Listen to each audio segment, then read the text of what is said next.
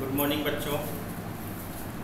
पिछले 4 क्लासों में हमने अनुवाद कार्य के बारे में पढ़ा था, उसकी जानकारी प्राप्त की थी। अनुवाद कार्य की जानकारी प्राप्त करने से आप लोगों को यह पता चल गया होगा कि किस प्रकार से अनुवाद कार्य किया जाता है। वो अनुवाद कार्य जो हमारा टॉपिक था वो पिछले जो वीडियो था उसमें हमने समाप्त कर दिया था। आज का जो हमारा नया टॉपिक है उसका नाम है संधि। संधि संधि का सामान्य अर्थ।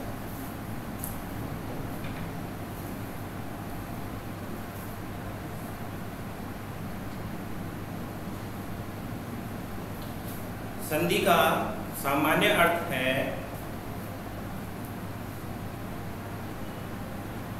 जोड़ना, संधान,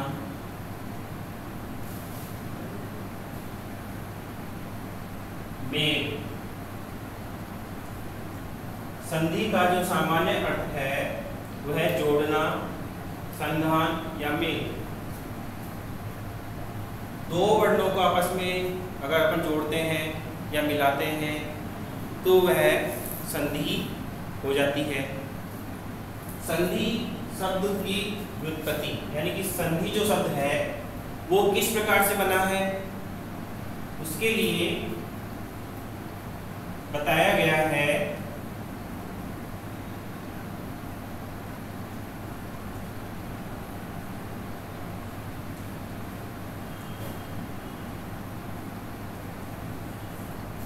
संधि शब्द की व्युत्पत्ति, व्युत्पत्ति का मतलब उत्पन्न होना।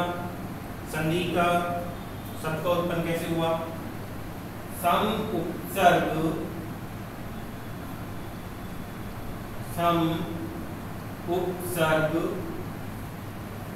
पूर्वक, सम उपसर्ग पूर्वक दूधाय, दूधाय मतलब धातु, दूधाय धातु, उपसर्गे द्योकी, उपसर्गे द्योकी। इस सूत्र के द्वारा, इस सूत्र के द्वारा की प्रत्यय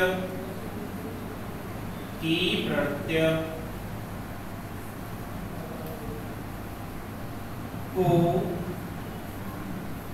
मिलाकर संधि शब्द बनता है। संधि शब्द बनता है।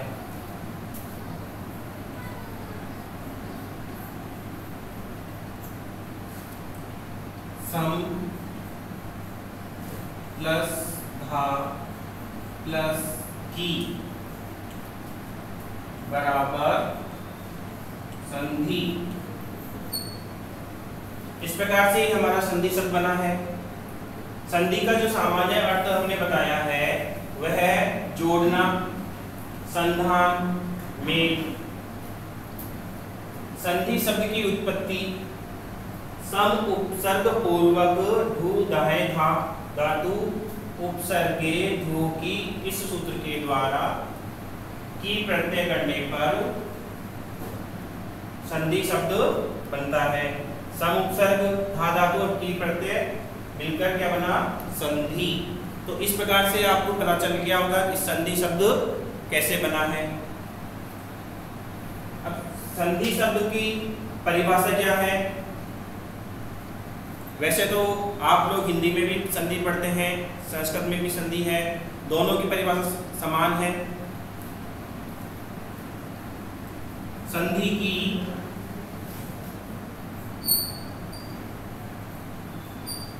परिभाषा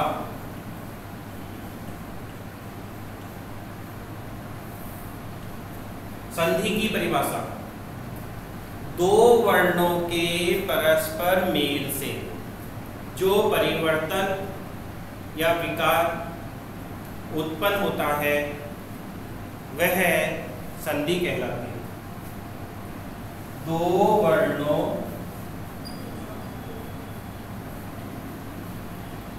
के परस्पर मेल से जो परिवर्तन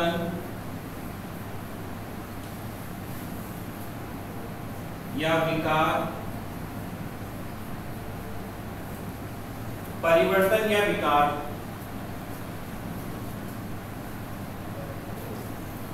होता है वह संधि कहलाता है। दो वर्णों के परस्पर मेल से जो परिवर्तन या विकार होता है वह संधि कहलाता है।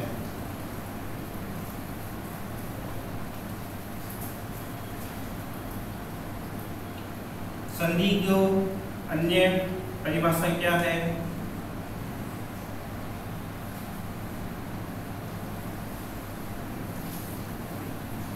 संधि की अन्य परिभाषा है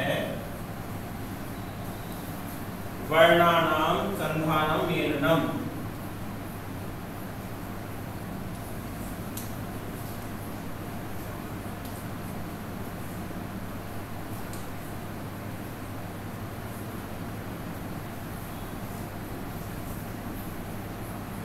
इति संधि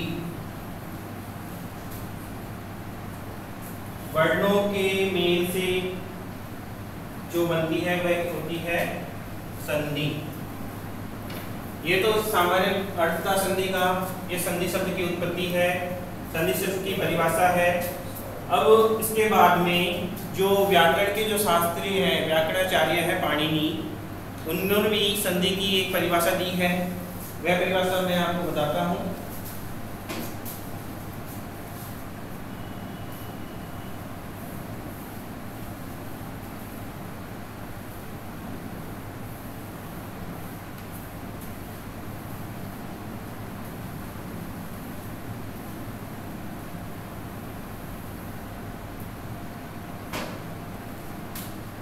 संस्कृत व्याकरणाचार्य पाणिनीय परिभाषा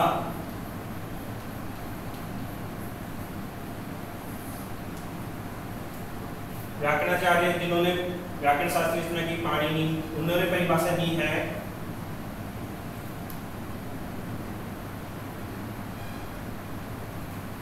परः सन्निकर्षः संहिता। परः सन्निकर्षः संहिता। परः सन्निकर्ष यानी कि जो दो वर्ण हैं उनकी अत्यधिक निकटता, अर्थात वर्णों की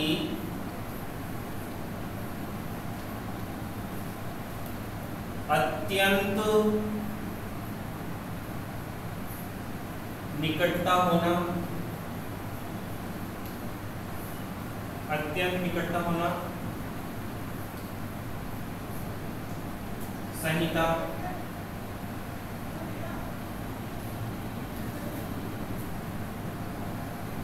कहलाती है।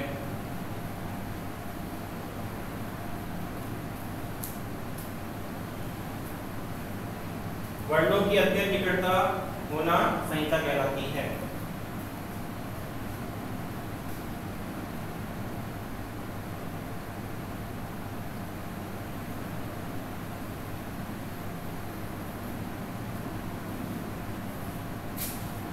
जैसे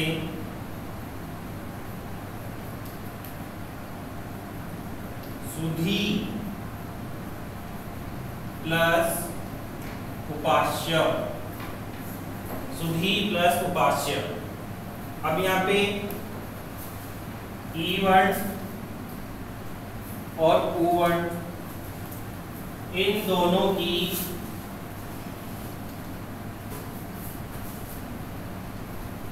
निकटता से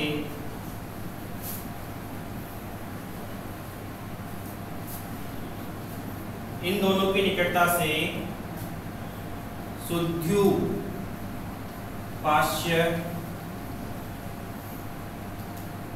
शब्द बना है।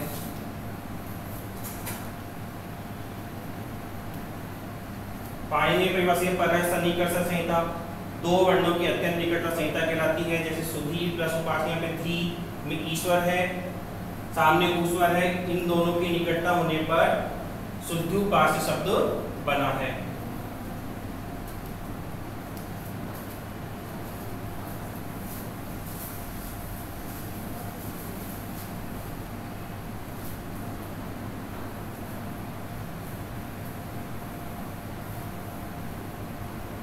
इस प्रकार से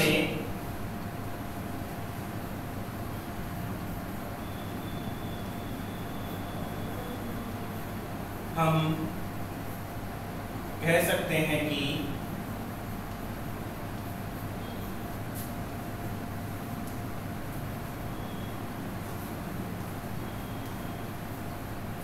वर्णों की अत्यंत निकटता से संहिता कहलाती है, जिसके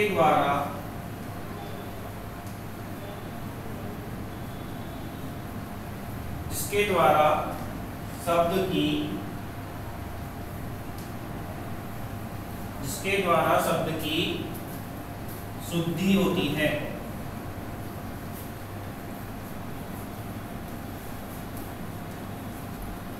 इस प्रकार से आपने समझा कि संधि की परिभाषा क्या है, कि किस प्रकार संधि होती है, कैसे शब्दों का मेल होता है, संहिता किसे कहते हैं, संहिता के द्वारा क्या होता है। तो इस प्रकार से कहा जाता है कि वर्णों की अत्यंत निकटता से संहिता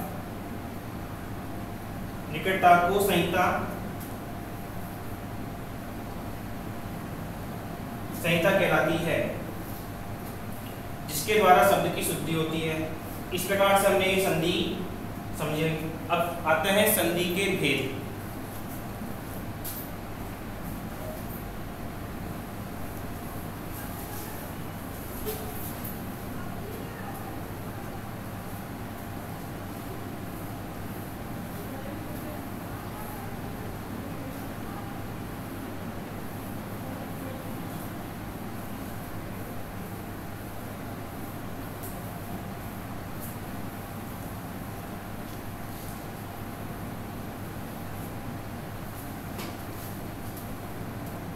संधि के भेद।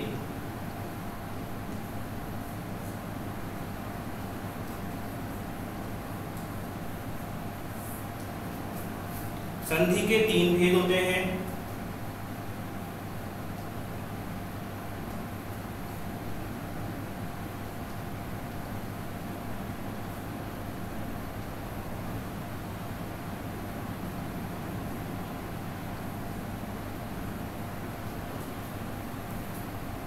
पहला स्वर अच संधि, दूसरा है व्यंजन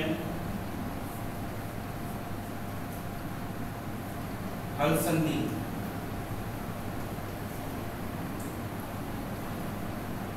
और तीसरा जो भेद है संधि का वह है विसर्ग संधि। इस प्रकार से संधि के कितने भेद होते हैं? संधि के तीन भेद हैं, स्वर, व्यंजन, विसर्ग। स्वर को अच कहते हैं, व्यंजन को हल कहते हैं और विसर्ग संधि। संधि के भेद होने के बाद में एक चीज और आपको ध्यान रखनी है वह है संधि विच्छेद।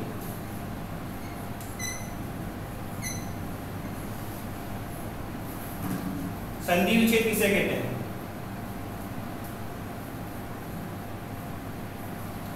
पदों को स्वर या व्यंजन के आधार पर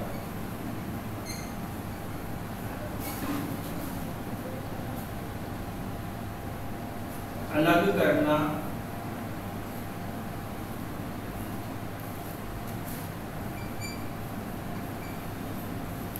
ही संधि विच्छेद कहलाता है।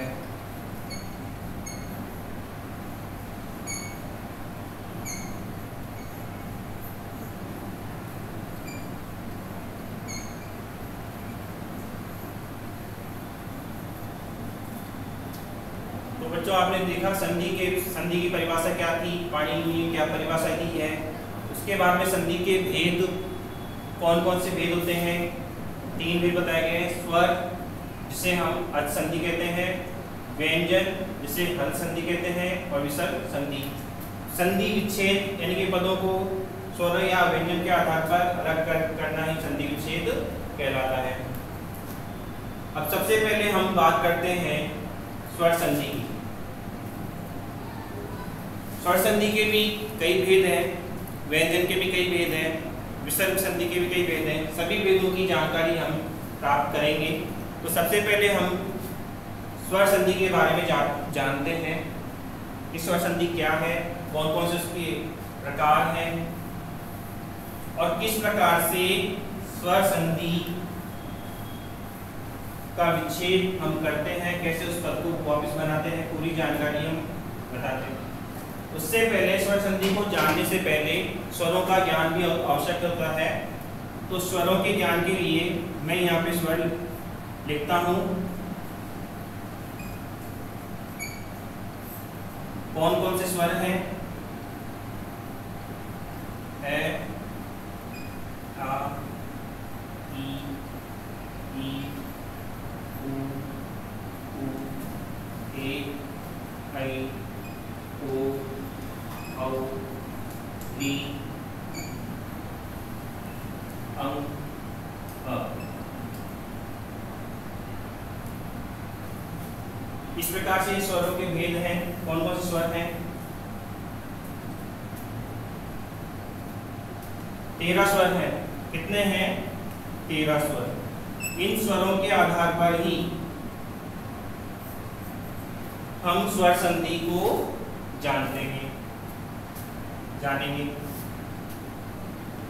ये आप ताड़ लें क्योंकि इसकी आवश्यकता बहुत है।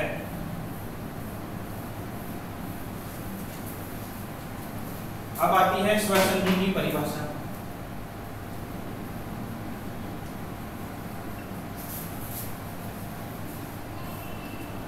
स्वर संधि की परिभाषा क्या है? दो स्वरों का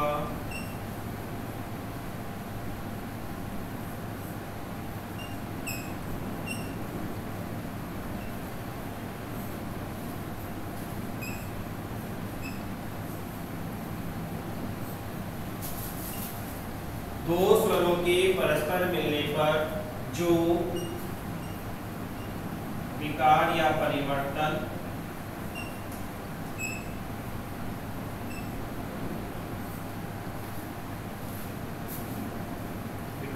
परिवर्तन होता है वह स्वर संधि कहलाती है।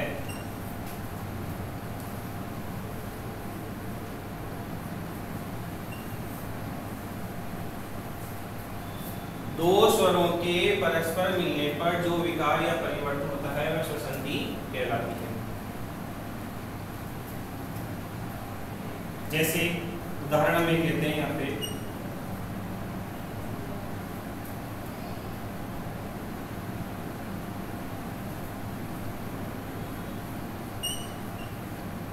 हिम प्लस आलय। ये हमने एक उदाहरण लिया है, हिम प्लस आलय। अब यहाँ पे मैं के अंदर ए स्वर लगा हुआ है, सामने उसके आ स्वर है, ए प्लस आ बराबर आ स्वर बनता है। तो दोनों को मिलाने पर जो पद हमारे सामने आएगा वह बनेगा हिमालय। इस प्रकार से स्वरों का स्वरों से मेल होने पर जो विकार या परिवर्तन होता है वो स्वर संधि कहलाती है। स्वर संधि के भेद।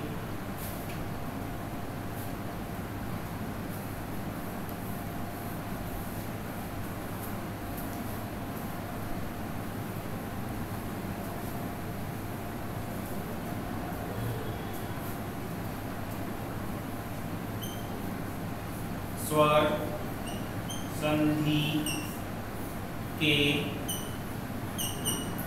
भेद।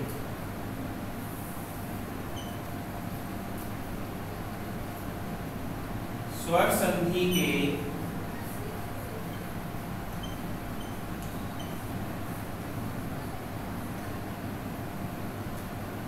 सात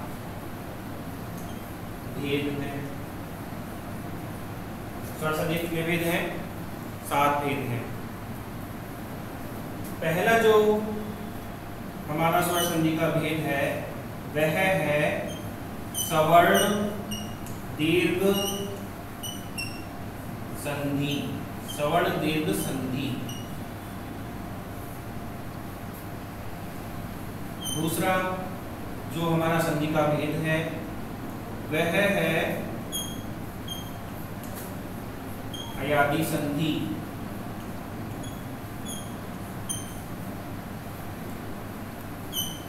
तीसरा भेद है यण संधि। चौथा है गुण संधि।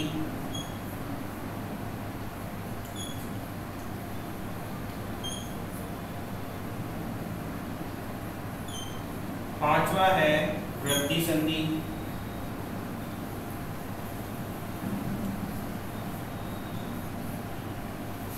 छठा जो भेद है वह है पूर्व रूप संधि।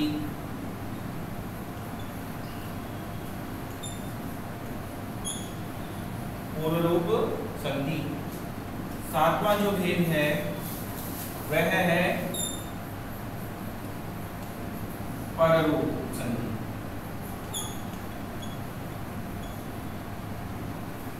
इस प्रकार से स्वर संधि के 7 भेद हुए हैं। पहला सवर्ण दीर्घ संधि, दूसरा अयादी संधि, तीसरा यण संधि, चौथा गुण संधि, पांचवा वृद्धि संधि, छठा पूर्व रूप और सातवां पररूप। सवर्ण दीर्घ बोलने से ही पता चल रहा है। सवर्ण, सवर्ण का मतलब हो गया समान। सवर्ण का मतलब क्या हो गया? समान वर्ण। दीर्घ का मतलब दीर्घ, समान वर्ण को दीर्घ करना।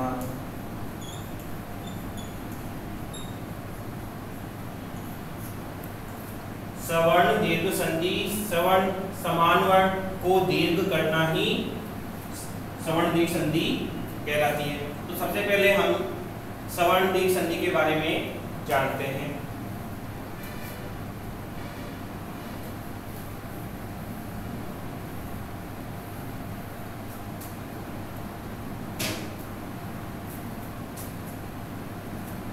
सवर्ण दीर्घ संधि परिभाषा क्या है इसकी?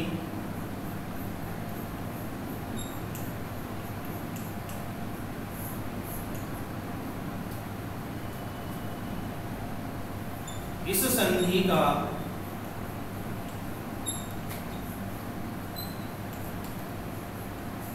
सूत्र इस प्रकार है। अकः सवर्णे दीर्घः। अतः सवर्णे दीर्घः,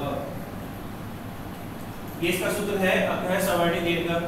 सूत्र का भावार्थ यह है कि अक जो वर्ण है उसको समान वर्ण, उसके सामने समान वर्ण आएगा, उसको हम क्या करेंगे? दीर्घ। अर्थात अक, अक में कौन कौन से वर्ण आते हैं? ए, ई, उ, री। अक, ए, ई, उ के बाद में सवर्ण। सवर्ण का मतलब होता है इन्हीं के समान कोई वर्ण।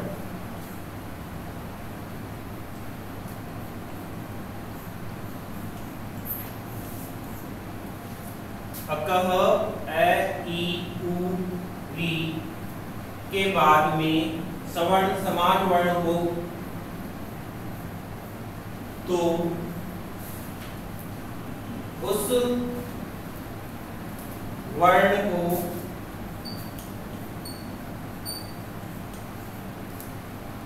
दीर्घ एक आदेश हो जाता है।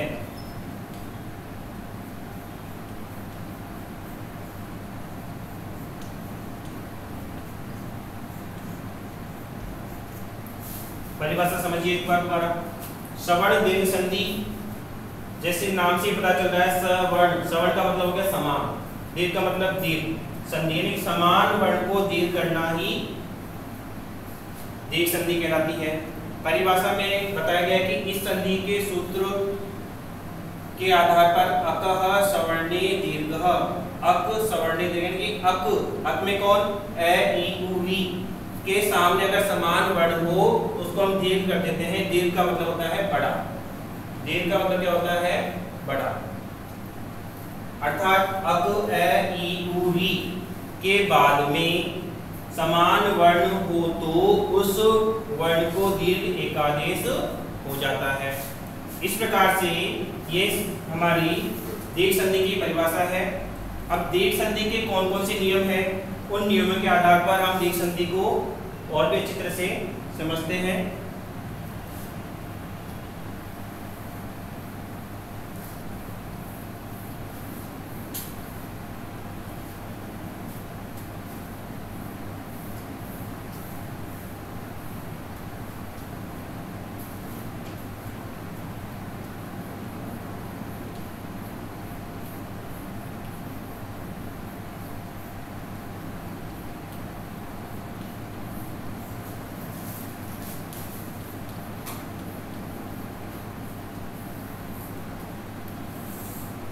सवर्ण दीर्घ संधि के नियम।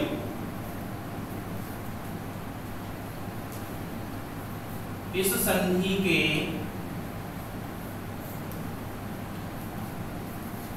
चार नियम हैं। कितने नियम हैं? चार। पहला नियम, ए आ प्लस ए आ बराबर आ। दूसरा नियम, ई प्लस ई बराबर ई। तीसरा नियम, उ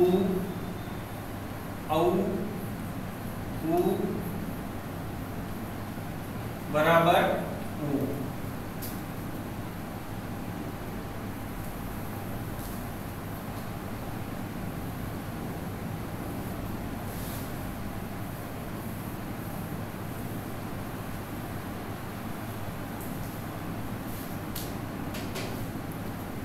चौथा नियम है बी प्लस वी बराबर। इस प्रकार से ये चार नियम होते हैं। पहला नियम कहता है ए आ प्लस ए आ बराबर आ। यदि ए के बाद में ए हो, यदि ए के बाद में ए हो तो हम क्या करेंगे? उसको आ करेंगे। ए के बाद में अगर आ हो तो उसको हम क्या करेंगे? आ करेंगे। उसी प्रकार आ के बाद में यदि ए हो तो भी हम उसको आ ही करेंगे। आ के बाद में यदि आ आता है तो उसको भी हम आ करेंगे। तो चारों तरफ से हम देखते हैं तो इसको हम क्या करेंगे? आ ही करना है। दूसरा नियम है ई, छोटी ई के सामने छोटी ई बराबर बड़ी ई, छोटी ई के सामने अगर बड़ी ई तो बराबर बड़ी ई। इसी प्रकार बड़ी ई अगर पहले है और उसके बाद में यदि छोटी ई है तो भी हम क्या करेंगे, उसको ई करेंगे। बड़ी ई शुरू में है और लास्ट में बड़ी ई है तो भी क्या हम करेंगे, ई करेंगे। तीसरा जो नियम है ऊ प्लस ऊ बराबर ऊ के बाद में यदि ऊ स्वर है छोटा तो हम उसको बड़ा कर देंगे। बड़े ऊ के बाद में यदि छोटा ऊ है तो भी हम उसको क्या कर देंगे, बड़ा कर देंगे। उसी प्रकार ऊ के बाद में यदि बड़ा ऊ आता है तो भी हम उसको ऊ करेंगे। इसी प्रकार ऋषि वाले में भी ये नियम लगता है। तो इस प्रकार से ये 4 नियम है। इन चारों नियमों के आधार पर हम कुछ उदाहरण देखते हैं। उन उदाहरणों के द्वारा आपको पता चलेगा कि सवर्ण दीर्घ संधि में दीर्घ कैसे होता है। सबसे पहले हम लेते हैं पहला नियम। पहला नियम का पहला उदाहरण नियम है हमारे पास में ए आ प्लस ए आ बराबर आ। उदाहरण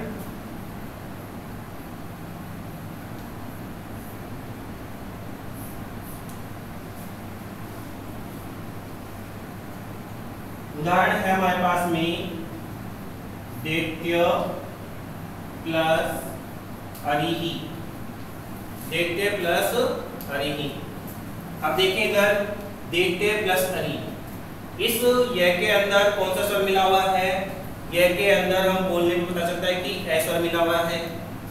इस ए स्वर के सामने कौन सा स्वर है, ए स्वर के सामने ए स्वर है। तो नियम के अनुसार हम देखते हैं कि ए के सामने यदि ए आता है तो क्या हो जाएगा, ये आ हो जाएगा।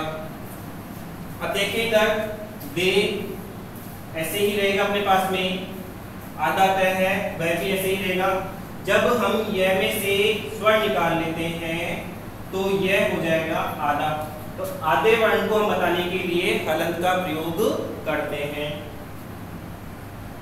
प्लस जो हमारा दीर्घ हुआ उसको हम लिखते हैं प्लस उसके बाद में री। अब देखिए इधर दैत्य प्लस आ प्लस री, दैत्य शब्द जैसे कैसे आ जाएगा यहाँ पे। अब ये के अंदर हम आ मिलाएंगे तो ये बन जाएगा हमारे पास में या, तो क्या बनेगा, ये दैत्यादि। सामान्य जो अर्थ है इसका मतलब दैत्यादि का मतलब होता है राक्षसों का शत्रु।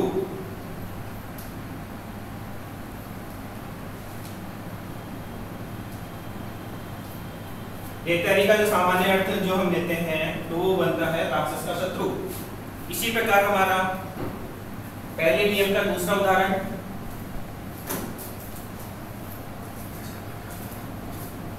गौर प्लस अंग, गौर प्लस अंग। उसी नियम के अनुसार हम चलते हैं तो रे के अंदर ऐश्वर है और उसके सामने भी ऐश्वर है, दोनों को हम जोड़ते हैं तो आश्वर बनता है। तो गौ र प्लस आ प्लस ग मिला देंगे हम इसको तो ये बनेगा गौरांग।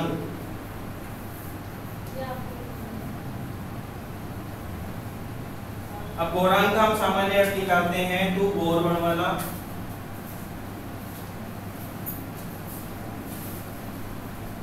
ये हमारा दूसरा उदाहरण था। इसी के बाद में पहले नियम का हम तीसरा उदाहरण लेते हैं। तीसरा उदाहरण है विद्या प्लस आलय।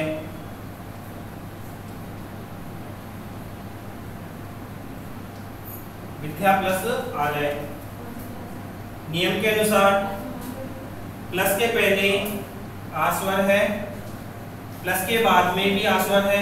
नियम कहता है कि आ के बाद में यदि आ आता है तो भी हम क्या करेंगे, इसको आ करेंगे। तो आ प्लस आ बराबर आ।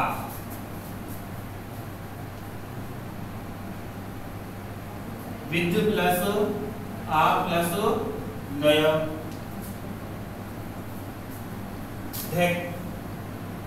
धा में से आस्वर निकाल लिया तो ध कैसे हो जाएगा, आधा हो जाएगा। अब आधे जो व्यंजन है उस व्यंजन के हम स्वर मिलाएंगे, आस्वर मिलाएंगे, तो विद्या प्लस लय बराबर विद्यालय। विद्यालय का सामान्य अर्थ लेते हैं विद्या का मंदिर। आलय का मतलब होता है मंदिर, विद्या का मंदिर। अब ये हमारे पास में चौथा जो उदाहरण लेते हैं हम इसका, रत्न प्लस आकर, रत्न प्लस आकर। देखिए इधर न के अंदर ऐश्वर है, ए के बाद में आस्वर है। नियम के अनुसार ए के बाद में यदि आस्वर आता है तो भी क्या हो जाएगा, वो आ बनेगा, बराबर आ। जब न के अंदर एस स्वर निकालिए तो न हो जाएगा आधा, प्लस आकर मिला देंगे इसको तो ये बनेगा रत्नाकर। रत्नाकर का सामान्य अर्थ होता है रत्नों का खजाना।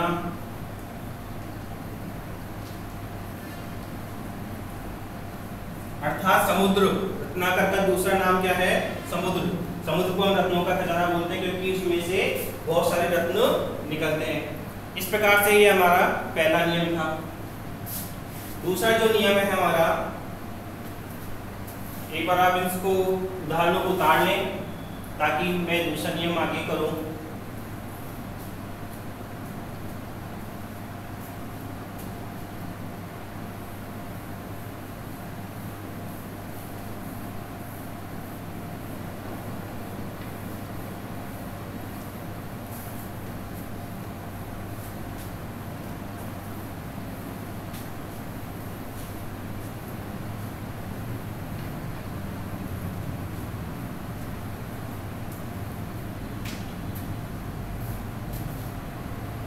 दूसरा जो हमारा नियम है वह था ई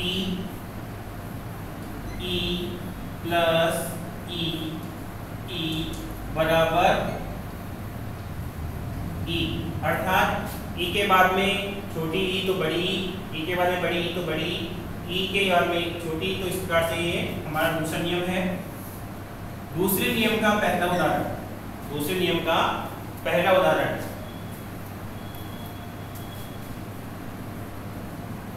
श्री प्लस ईसह, श्री प्लस ईसह। अब देखिए इधर इस श्री के अंदर ई कौन सी, बड़ी ई है, और सामने कौन सा स्वर है, ईश्वर है। जब दोनों आपस में मिलाते हैं कि ई के बाद में भी ई, तो बराबर हमारे पास में क्या बनेगा, ई बनता है। जब हमने श्री में से ई स्वर निकाल लिया तो हमारे पास में बचा स्र। अब स्र के अंदर हम ई जोड़ते हैं और उसको मिलाकर हम जो शब्द बनाते हैं वह शब्द बनता है श्री सह। श्री मतलब लक्ष्मी, लक्ष्मी के ईश्वर, ईश्वर मतलब ईश्वर, लक्ष्मी के ईश्वर। दूसरा जो उदाहरण है वह है रवि प्लस इंद्र। रवि प्लस इंद्र। अब देखिएगा यहाँ पे वह के अंदर छोटी ई लगी हुई है और सामने भी छोटी है। जब दोनों छोटे वर्ण हैं, दोनों स्वर छोटे स्वर हैं, तो क्या हो जाएंगे, दीर्घ हो जाएंगे। जब बी में से हमने स्वर निकाल लेते हैं तो वह रह जाता है आधा, और हमारे पास ये स्थिति सामने आती है रव प्लस ई प्लस इंद्र। जब हम इसको मिलाएंगे तो ये हमारे पास बनेगा रविंद्र।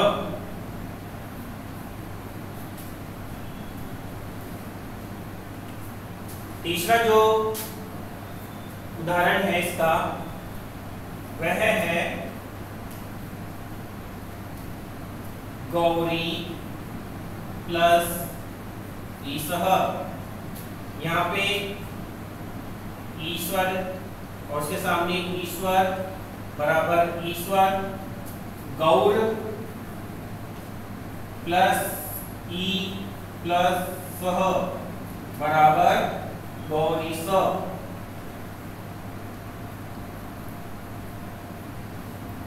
बराबर गौरीश। चौथा जो हमारा उदाहरण है वह है परी प्लस इच्छा। रे के अंदर स्वर लगा हुआ है ई। कौन सा स्वर लगा हुआ है? ई। और सामने कौन सा है? बड़ा ई। तो दोनों मिलके क्या बनेंगे? ई बनेगा।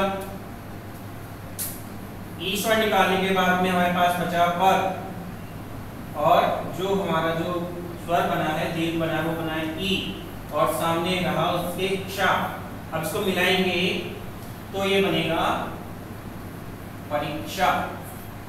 इस प्रकार से संधि के पहला जो भेद था स्वर संधि, उस स्वर संधि का पहले भेद के 2 नियम हमने कर लिए हैं। अगले नियम अगली क्लास में आपको बताए जाएंगे। धन्यवाद।